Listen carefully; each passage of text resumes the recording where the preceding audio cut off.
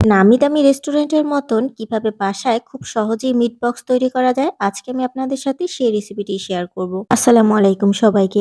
অনেক দিন যাবত আমার এই মিট বক্সটা খুব বেশি খেতে ইচ্ছে করছিল, তাই আজকে চেষ্টা করেছি রেস্টুরেন্টে না গিয়ে এটা বাসায় তৈরি করার জন্য।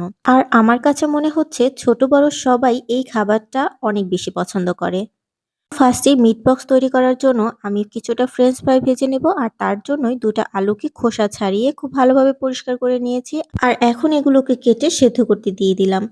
আলুটা সেদ্ধ হতে হতে আমি এখানে চিকেনটা ম্যারিনেশন করে নেব। আর চিকেন ম্যারিনেশনের জন্য আমি এখানে ব্যবহার করেছি আদা রসুন বাটা, গোলমরিচ, স্বাদ অনুযায়ী লবণ, কিছুটা সয়া সস, ময়দা ব্যবহার করেছি। আর কালারটা যাতে একটু সুন্দর আসে তার জন্য এখানে আমি কিছুটা গুঁড়ামরিচও ব্যবহার করেছি। এবার সবকিছুকে একটু ভালো করে মিশিয়ে নেব। আর এদিকে কিন্তু ফ্রেঞ্চ ফ্রাইয়ের আলুটাও সেদ্ধ হয়ে গিয়েছে। আলুগুলোকে তুলে এখন একটা কিচেন টাওয়ালের উপরে রেখে দেব, যাতে করে আলুর গায়ে কোনো রকম পানি না থাকে।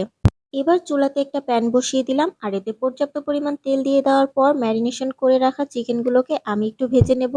চিকেনগুলো ভাজার সময় অবশ্যই খেয়াল রাখতে হবে যাতে চিকেনগুলো একটা অপরটার সাথে লেগে না যায়। আমি সবগুলো চিকেন একসাথেই ভেজে নিচ্ছি, আর এগুলো যখন খুব ভালোভাবে ভাজা হয়ে যাবে, একদম বাদামি রঙের একটা কালার চলে আসবে, তখন চিকেনগুলো থেকে তেল খুব ভালোভাবে ঝরিয়ে নিয়ে অন্য একটা কিচেন টাওয়ালের উপরে রেখে দেব।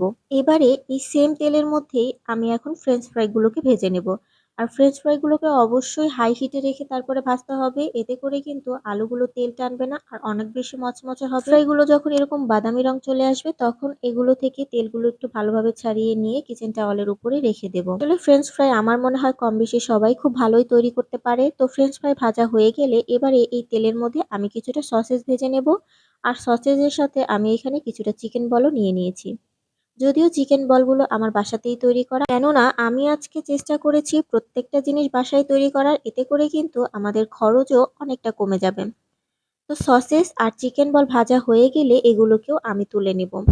তো আজকের মিট বক্স তৈরি করার জন্য আমার যা যা দরকার সবকিছু অলমোস্ট রেডি, এখন শুধু এগুলোকে একটু কেটে নিলেই হয়ে যাবে। তো সসেসগুলোকে ফার্স্টে আমি কেটে নিচ্ছি। আসলে সসেসগুলো অনেক বেশি গরম ছিল, তাই কাটতে আমার একটু অসুবিধা হচ্ছিল। গরম থাকা অবস্থায় আমি সসেসগুলোকে কেটে নেব। আর চিকেন বল যেহেতু আমি এখানে একটু কম ব্যবহার করেছি, এগুলোকেও একটু মাঝখান থেকে কেটে নেব। আর ভেজে রাখা ফ্রেঞ্চ ফ্রাইগুলোকেও আমি কেটে নেব। এবার সবকিছুকে আমি একটা বলের মধ্যে তুলে নেব। তবে আমার মনে হচ্ছিল ফ্রেঞ্চ ফ্রাই কিছুটা কম হয়ে গিয়েছিল, চাইলে কিন্তু আপনারা এখানে আরো বেশ কিছুটা ফ্রেঞ্চ ফ্রাই ব্যবহার করতে পারেন।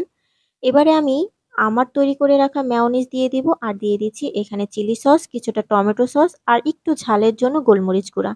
এবার সবকিছু একত্রে একটু ভালো করে মিশিয়ে নেব। আর মিশিয়ে নেওয়া হয়ে গেলেই কিন্তু আজকে আমার মিট বক্স একদম রেডি। এটাকে একটু রেস্টুরেন্টের মতো সার্ভ করার জন্য আমি কিন্তু মিট বক্সের একটা বক্সে এটাকে সার্ভ করেছি। আমার কাছে কিন্তু আমার তৈরি করা এই মিট বক্সটা খেতে অনেক বেশি ভালো লেগেছে। বাসায় কিন্তু সবকিছু রেডি করে খুব সহজেই এই মিট বক্সটা তৈরি করতে পারেন। তো আজকের মতো আমার ভিডিও এই পর্যন্তই। আমার ভিডিওটি কেমন লাগলো অবশ্যই আমাকে কমেন্ট করে জানাতে পারেন। আর আমার ইউটিউব চ্যানেলটি যদি সাবস্ক্রাইব করা না থাকে অবশ্যই আমার ইউটিউব চ্যানেল একটা সাবস্ক্রাইব করে দিবেন। আর আমার ফেসবুক পেজেও একটা ফলো দিয়ে আসবেন।